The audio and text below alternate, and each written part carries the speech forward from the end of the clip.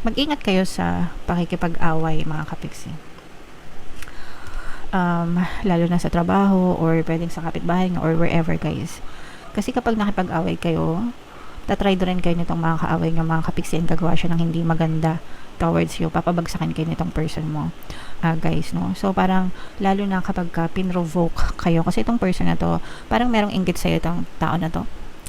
Parang meron siyang inggit. Alam niyo yung mga napapanood niyo sa mga drama, guys, no? Na naiinggit, tapos parang gumagawa sila ng mga trap ba?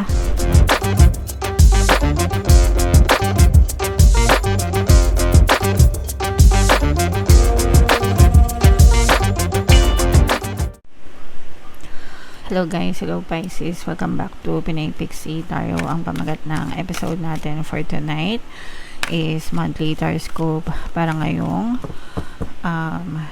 January, guys, para sa Pisces, Sun, Moon, Rising Sign, and Venus. Sa dulo ng video, guys, magkakaroon tayo ng yes or no pick a card reading. So, pwede kayo magtanong ng isang tanong, guys, answerable by yes or no, tapos pili kayo ng isang card. So, sa dulo ng video to, guys, kaya make sure na tapusin yung video hanggang sa dulo, mga kapiksi. Okay? So, unahin muna natin tong deck na to, guys. Ito yung mga angel messages para sa inyo. So, meditation brings answers, mga kapiksi. Magre-resonate ito doon sa mga kapiksi natin na aligaga, may mga iniisip, balisa, ganyan. So, kung merong mga bumabagabag sa isip nyo, guys, mag-meditate lang kayo, no? Para kumalma yung momentum of thoughts nyo. Meron tayong subliminal, meditation, Tagalog guided meditation dito sa ating channel para mawala ang stress and anxiety. So, nasa homepage lang yan, guys. Kung di kayo marunong mag-meditate, pwede nyo pakinggan yun, mga kapiksi, para mawala yung mga stress nyo, guys. Okay?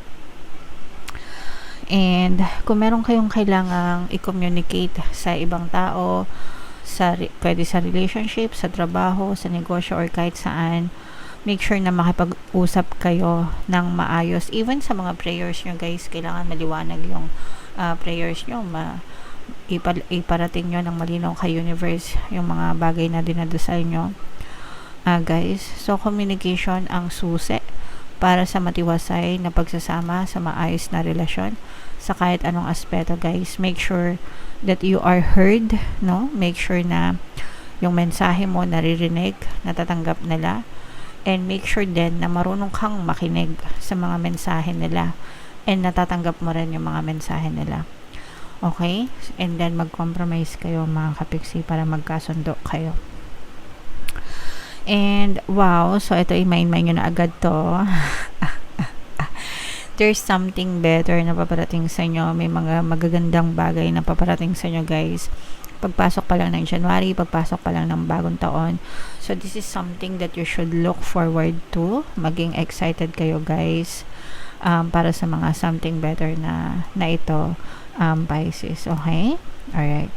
So, yeah. Comment down below if feeling nga naka-resonate kayo dyan sa mga messages na yan, Pisces.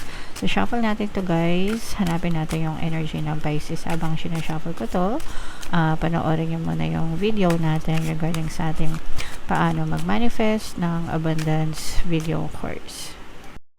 Kapiksi, sawa ka na ba sa mga struggles at hirap sa buhay mo? Masipag ka ba at masikap sa buhay ngunit hindi ka pa rin umaasenso? Ilang beses ka na bang nag-attempt mag-negosyo at mag-invest pero palagi ka pa rin nalulugi? Sa pagkakataon na ito ay maaaring may subconscious beliefs ka na nagiging balakid sa iyong pag-unlad at pagyaman. Introducing, paano mag-manifest ng abundance video course. Dito ay matututunan mong ma-overcome ang mga balakid mo para tuluyan ka ng umunlad, umasenso, sumagana, maging matagumpay, successful at maswerte sa iyong kabuhayan, pera, trabaho, negosyo, salapi at kaperahan ng bonggang-bongga. Dali, mag-send na ng email sa pinoypixie@gmail.com at simulan na ang iyong pagyaman ngayon. Alright, so sa lahat ng gusto mag-avail ng course, guys, meron tayong paano mag-manifest ng abundance video course, paano mawala ang third party at magkaroon ng harmonious na relationship, paano pabalikin si ex or vice Sa mga interesado, guys, mag-send lang kayo ng email sa pinoypixie@gmail.com. And sa mga naghahanap guys, ang pampaswerte na lucky charms or lucky bracelet, aventurine, tsaka citrine, yung recommended ko sa inyo mga kapiksi. May makikita kayong mga link sa description box. So, Pisces, kayo ay represent ng Queen of Cups. Latag natin yung spread nyo guys. Ooh, sa mga naghahanap ng sa mga hindi pa nakakanood ng ating 2026 kapalaran guys, punta lang kayo sa homepage natin mga kapiksi. Unang-una guys, ito'y babala, no? Mag-ingat kayo. Meron ditong presence ng water sign, Cancer, Pisces, Scorpio, fire sign, Aries, Leo, Sagittarius. Mag-ingat kayo sa pakikipag-away mga kapiksi. Lalo na sa trabaho or pwedeng sa kapitbahay nyo or wherever guys. Kasi kapag nakipag-away kayo, tatry do rin kayo nitong mga kaaway nyo mga kapiksi, and gagawa siya ng hindi maganda towards you. Papabagsakin kayo nitong person mo guys, no? So parang lalo na kapag pinrovoke kayo, kasi itong person na to parang merong inggit sa'yo itong tao na to. Parang meron siyang inggit. Alam niyo yung mga napapanood nyo sa mga drama guys, no? Na naiinggit, tapos parang gumagawa sila ng mga trap ba, no? Mga trap ganyan. And then kapag kinagat nyo yung trap na yon, pain ganyan, sasaksakan nila kayo patalikod.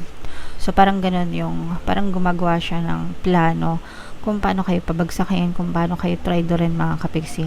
Kaya kailangan yung kumalma. Sabi ko sa inyo, iwasan nyo yung mga gulo, iwasan yung mga toxic guys, kasi maaari mag-backfire yan sa inyo. Yung mga resibo na tinatawag, alam nyo, mga screenshot sa mga chat, sa mga messaging apps guys, no? Pag-ingatan nyo yan kasi magba-backfire yan sa inyo mga kapiksi. So ito'y babala, mag-ingat, Pisces, okay? And for some of you guys, parang pinagpapahinga rin kayo sa mga bigat ng mga, kung nabibigatan na kayo guys, nabibigatan kayo sa mga responsibilities nyo, parang ina-advise din kayo na magpahinga. Although kakatapos lang ng ng holiday season, baka yung iba sa inyo hindi nakapag-holiday, baka kasi merong ibang trabaho na kahit holiday may pasok sila, especially mga tao sa mall, 'di ba? Kasi syempre holiday.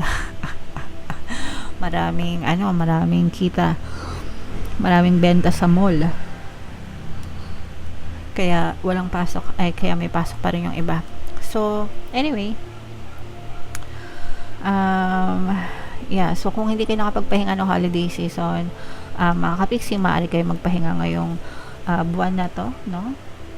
Para makapag-recharge din kayo guys, okay? Alright. Maganda naman yung mga relationship nyo guys pagdating sa pag-ibig, no? Ito sa love, guys, both sa romantic na relationship with your partner or specific person, kung meron kayong mga kung in a relationship kayo, ganyan. Very harmonious yung relationship nyo guys, maganda yung connection, maganda yung communication, and ganun din sa family and friends, maganda din yung inyong connection mga kapiksi. So ito guys, alagaan nyo itong pagkakaroon ng harmonious na relationship na to, kasi kailangan talaga natin yung isa't isa mga kapiksi. So i-main-main nyo na yan, mga harmonious na relationship na yan guys, yan yung mga magagandang energy para sa inyo.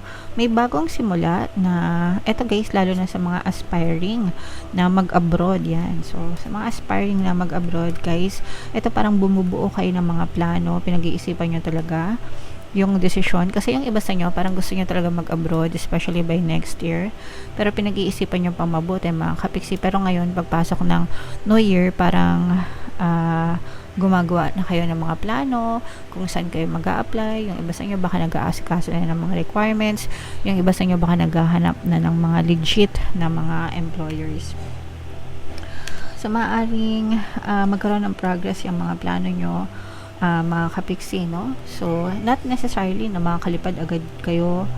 Yung iba baka matagal nyo ng pinaplano talaga, baka makalipad na kayo, pero yung iba parang nagsisimula pa lang ng plano, pero gusto nyo talagang mag-abroad yung iba sa inyo. So may chance na matuloy yan mga kapiksi, and if ever na matuloy kayo, no, malaki yung chance na umangat, umunlad, umasenso yung inyong pamumuhay kapag kayo ay natuloy na sa abroad. Malaki yung chance na umasenso kayo. Syempre guys, kapag nasa abroad, iba yung currency ng pera nyo, no? Kung ipapadala nyo naman sa Pilipinas, di ba?